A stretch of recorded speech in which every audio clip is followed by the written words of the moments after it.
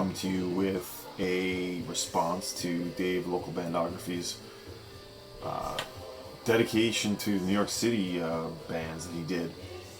I appreciate that, Dave, putting that one out there in my name there.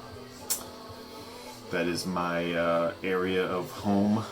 That is my hometown, I suppose. Born in Long Island, but lived much of my adult life in New York City. Went to school there, or went to high school there. In any case, yeah, my 20s and 30s were spent there, so I have lots of history in most of the boroughs. So, thanks for that. I'm going to show a few bands, just a couple, that come to mind as far as New York City is concerned. And we have to talk about sort of like the early 2000s, yes. Strokes, Yes. Le Tigre is a great band I should probably talk about. All those, there was a whole crop of bands. So I'm going to pick out a couple that were from that time. And then one other one, just a few. And I'm going to show some CDs too. So, Liars. I still love this band so much. I got a whole bunch of their stuff. This is their first EP. It is called, I think it's just self-titled, but the one thing I love about Liars, and if you don't know them, they started as like a dance punk sort of Rapture-like throbbing, bit experimental group. Then they quickly morphed into just sort of like, almost like Throbbing Gristle style experimental rock, but still on the rock side. They would then go in all sorts of different directions, so I'll talk about a bunch of those. But this is their first EP. This is on the split, Sound Virus and Handheld Heart. And what I love about Liars, is, other than music, is their song titles. We Got Cold, Coughed, and Forgot Things. You Know I Hate Stupid Phones. That's a good track. Everybody, every 2 hours with a Ducks fan. This is a 3-track EP. Liars is still a project. In fact, they just released an album, but it's really just the singer, Angus Andrew, this guy. The other main collaborator, I'm forgetting his name, the guitarist left a few albums ago. Their first album from 2000, I think this is 2 or 1, they threw us in a trench and stuck a monument on top. Very primitive art. I remember first hearing this and definitely feeling like this was something different. Not entirely different, but this was like their sort of like harsh dance punk sort of record. Again, more great song titles. Grown Men Don't Fall in the River Just Like That. Mister, You're on Fire, Mister, which was sort of like a crowd pleaser at the time. The Garden Was Crowded and Outside. And the final track, let's see. The Dust That Makes That Mud. 16 minutes or something like that of just almost like Sister Ray style, sort of like repetition and weirdness. This is a great record. I only recently I have CD of this. I never actually bought the record at the time I bought this. I got this maybe 5 years ago. This is the UK edition on Blast First, Mute, 2002. In the US it was on Gurren Blanston. Their second album, They Were Wrong, So We Drowned. So everyone was super into that record. It was definitely like a big record on the scene. And this came out and everyone almost sort of like panned it. And I love this album. This might be my favorite. It was even hard for me at the time. I remember seeing them when they released this. I saw them about 3 times. And people were sort of confused because it was just very standoffish, very sort of like more abstract, a little more sort of, I don't want to say ambient, but maybe a dark ambient. And it was not dance punk. People wanted that sort of groovy sound. Great art booklet with this. And this one was also on, let's see, is this on Mute as well? I think it is.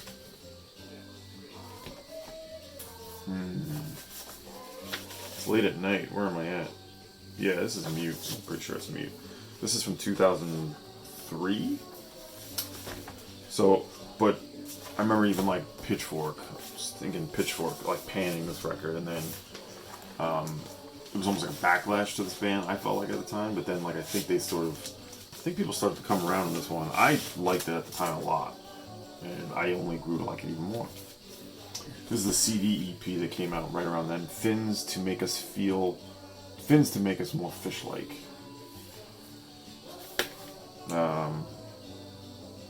Yeah, also on Mute, I think. I can never. None of the labels are very laid out very well, but this has like a sort of offset there of that art. I don't know if you can see that. This is great. There's a lot of really cool organ on this. Much more minimal, much more simple. A lot more space on this one, and almost sort of abstract once again. Yeah. I haven't heard this in a while, so you have to forgive me. Let's see. Here's another. I have the CD, the original CD of the first album. Yep, on Gurn Blanston. They threw us in a trench and stuck a monument on top, which I showed. This is the one I really want on vinyl if I can find it. Drums Not Dead. This is on. Yes, there's the Mute label. This has a DVD with videos. It's a very, very heavily percussive record. Yeah, it unfolds kind of in the way an ambient record would, but more like a harsh drum sound. This has got, like, at the time, what is this, 2004, 2005? At the time, it was always like, with CDs, there was like a bonus disc, a bonus DVD of stuff, so that's what that is. But Drums Not Dead, Liars, this band, don't underestimate this band. If you see their records or their CDs, grab them.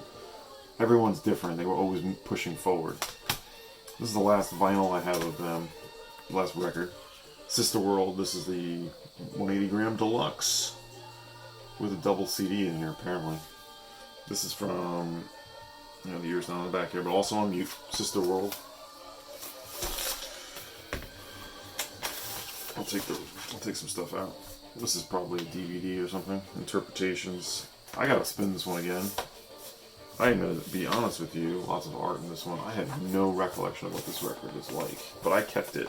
I know I previewed and tried to decide if I wanted to keep it.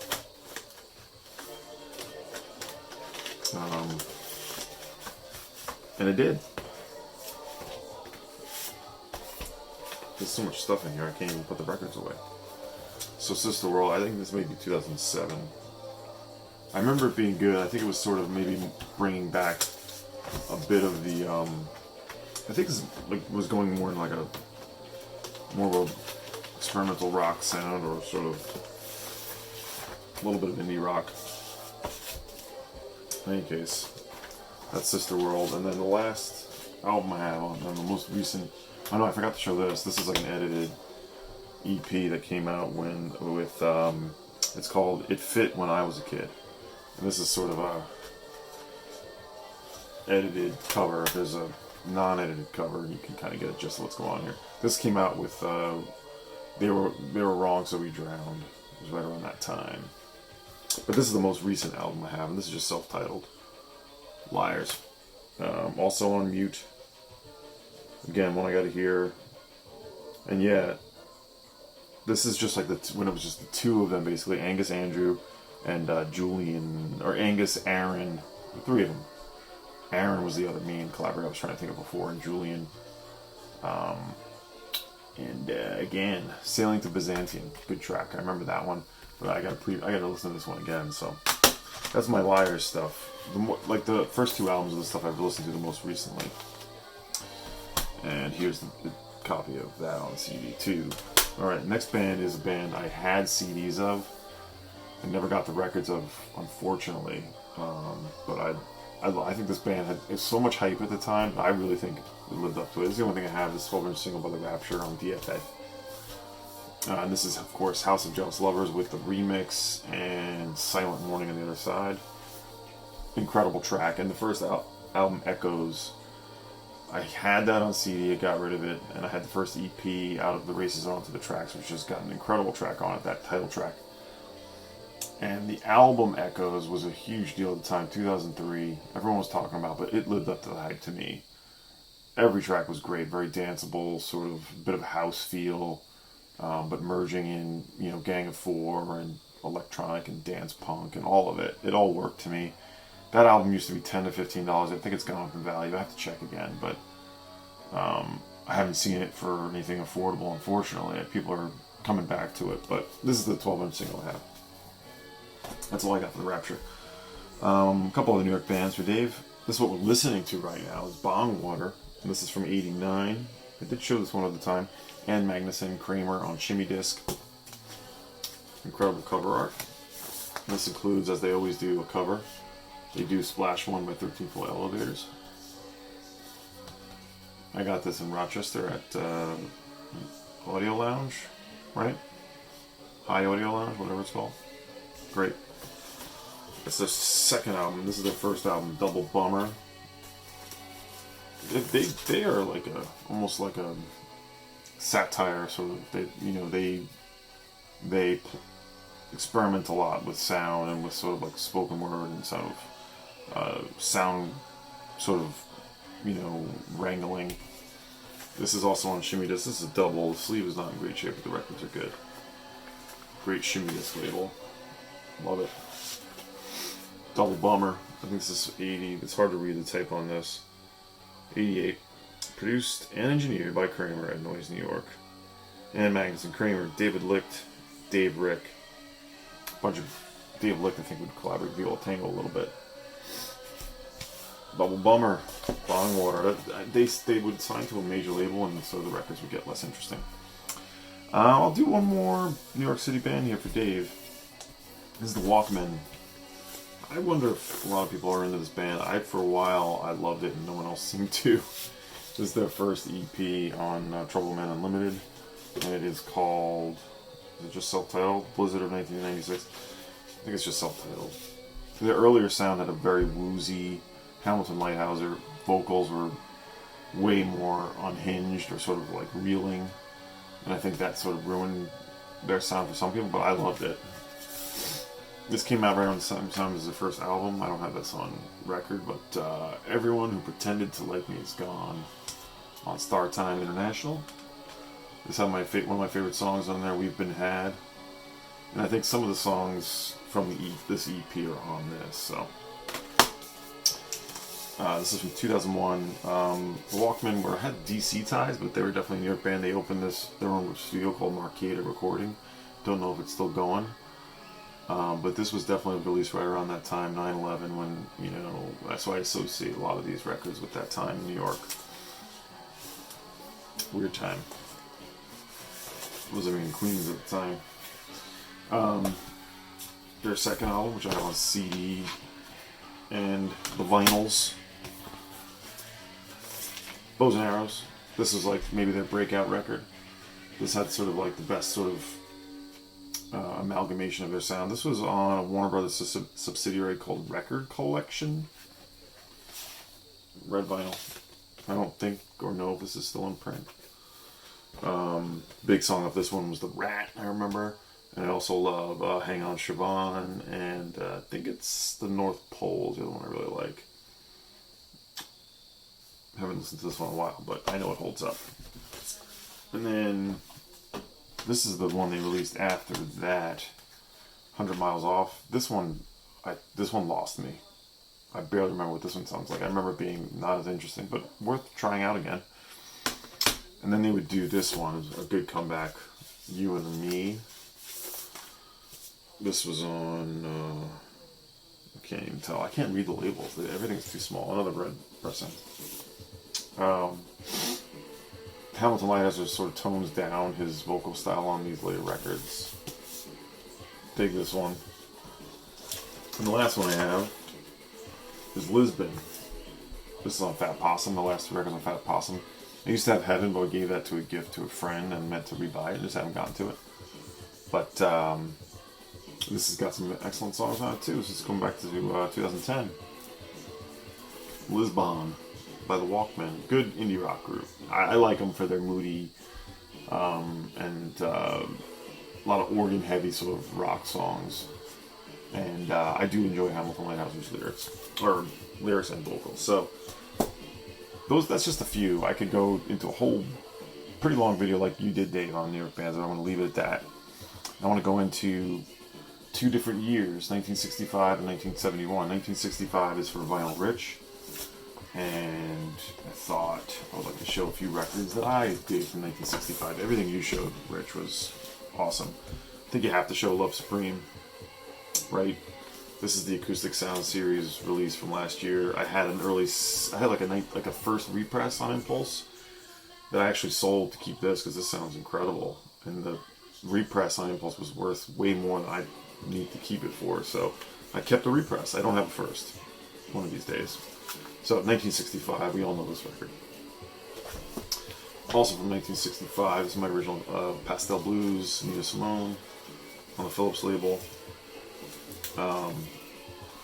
You know, this is a perfect distillation of her sound, sort of getting into her protest music and her sort of angry and rightfully so period, and but also sort of talking about sort of difficult topics, but still just creating really interesting music with it. Nobody Knows You When You're Down and Out, love that. Trouble in Mind's on here, of course. It's Deep Groove Phillips, you know. Yeah, love Nina. I'm not like I don't have everything by her. I have maybe 5, 6 Nina records. This is the mono original, by the way. Nice shape on the record. Pastel Blues. Oh, the last track, Cinnamon. Wonderful. The way it vamps and the way it holds that feeling for an extended time is incredible. 1965, Nina Simone, Pastel Blues, and Jackson C. Frank. This is a reissue. Don't have an original. I'll probably never see an original. 1965, self-titled album. This is a reissue on the Antarctica Starts Here label. Produced by Paul Simon in the UK. And he was supposed to be big. He just never quite got out of his own way. Like, I think he got into heavy drinking. But an incredibly gifted songwriter, great voice. This is a loner, sort of down and out folk record, produced by Paul Simon, as I said, with the classic song Blues Run the Game, which has been people, you should know that one by now, I would think. But the whole record's great. Really lonesome, like I said, pretty sparse, and a great cover. You would never really follow this up. There are other recordings you can hear and find from Jackson C. Frank, but this is where you want to be. There's a few different reissues of this. There's a 4 Men with Beards. I'd go with this one if you can. Antarctica Starts Here. A reissue from, I think it's 2018. So I talk about the Kinks. Even though this isn't their best record, I think kind of Kinks rules. This is a Canadian copy. Manufactured and distributed Toronto Allied. This is on the Pie label, actually. Kind of cool, solid Pie labels. Sounds great. Last I checked, Dancing in the Street, Don't Ever Change, Come On Now. Where's the one let's see. Yeah, Nothing in This World Can Stop Me Worrying About My Girls on this track, or on this record. Phenomenal song. Beautiful. Of course, I saw it in the Rushmore movie and was hooked. Look for Me Baby, first track. Kinks are, for me, Beatles, Stones, I'll say the Kinks. I mean, I love the Beatles and Stones. I'm not going to say I don't, but I've always been a Kinks guy. Introducing Beau Brummels, also from 1965. Maybe this isn't an incredible record all the way through. It's got covers on it, so maybe this is bullshit, but their hit Laugh Laugh is on here.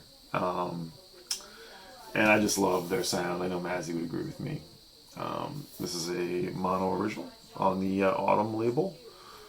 I think Mazzy showed this in one of his videos. So, and also from 1965, Otis Blue with Satisfactions on here. You got a bunch of different covers. Or any? Let's see. Well, let's see. It's tough to find these records in nice shape, by the way. This is pretty good. On Volt. Nice. Yeah, the record's pretty good. It's a good VG, I'd say. Yeah, we have respect Old Man Trouble. His version of Change Gonna Come. Everybody should have this record, I think. So some Otis originals, and you have Solomon Burke, Sam Cooke, of course. What else we got? Yeah, Jagger Richards for Satisfaction, and William Bell. So those are my 1965s. I mean, Otis Redding, I think it's, in a way, gets, I don't want to say overlooked, but he was such a great performer and singer and a presence, and not to mention a songwriter. He wasn't really supposed to be, anything. He was discovered in the Stax Studios, I think, as a janitor, I think, if I remember that correctly. But was working at the studio and got a shot, and he nailed it. So that's 1965 for Vinyl Rich.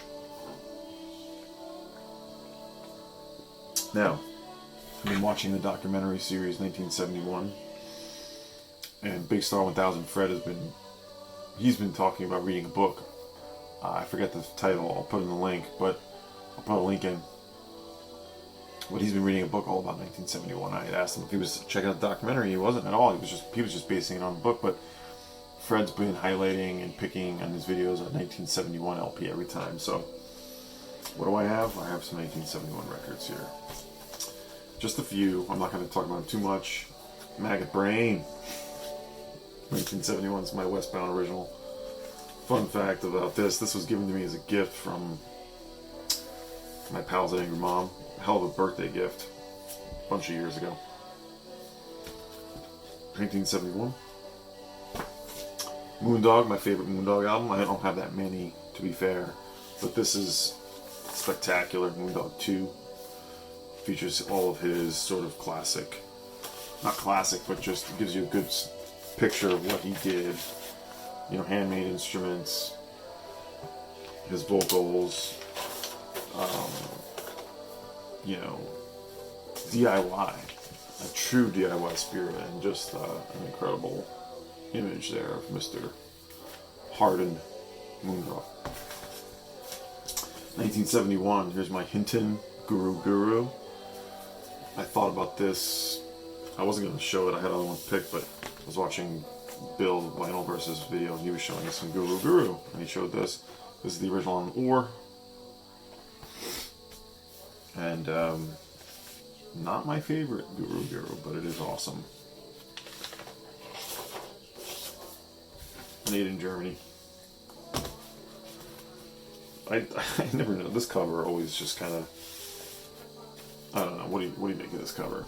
It's butt. It's dude butt. But like I don't like the. I'd rather just have just the butt, one big butt on the cover. I don't like this. But anyway, here's the butt. Tago Mago. I'm not gonna say too much. Can should be included in every video somehow, if you ask me. I don't have the original. This is one of the originals I don't have. I'm missing a couple. This is the 2014 Mute Remastered, which sounds incredible. Great liner notes on this. Everyone should own this album. We can all agree. I've shown this so many times. This next one. Link Ray. I thought it came out in 1970. But I was just checking, and I'm like, oh shit, it did come out in 1971. Self-titled album on Polydor. One of the all-time great singer-songwriter records from Link Ray. And my favorite Lee Hazelwood album came out in 1971. This is my original copy of Requiem for an Almost Lady, 1971, on the amazing Swedish Viking label. This, if you don't know this, I mean, most of you will know Lee Hazelwood and know his Nancy Sinatra stuff. His solo albums are always sort of a different beast. They can be hit or miss, mostly good. Recording for his own label LHI, and then also Reprise. They can tend to be a mixed bag, but I always just love his perspective and his vocals, and even his orchestral and sort of more bigger produced records I like. This is a different affair. He moves to Sweden. This isn't his first record there, and he makes this sort of like breakup record. And it's pretty short, and it's all sort of, almost feels like vignettes. It'll start off with some spoken word, and then sort of go into like some rollicking country, and then some of it's just really down and out, and sparse. It's the original inner sleeve. And it's just, I love it. It's a great late night record. This has been reissued. This is going back in many ways. I didn't order like maybe 10 years ago or so. At that point, I wasn't ordering many records from overseas. I remember ordering this from Sweden and be like, oh man, is it actually going to come? It did. That's 1971. And two more for Fred. 1971.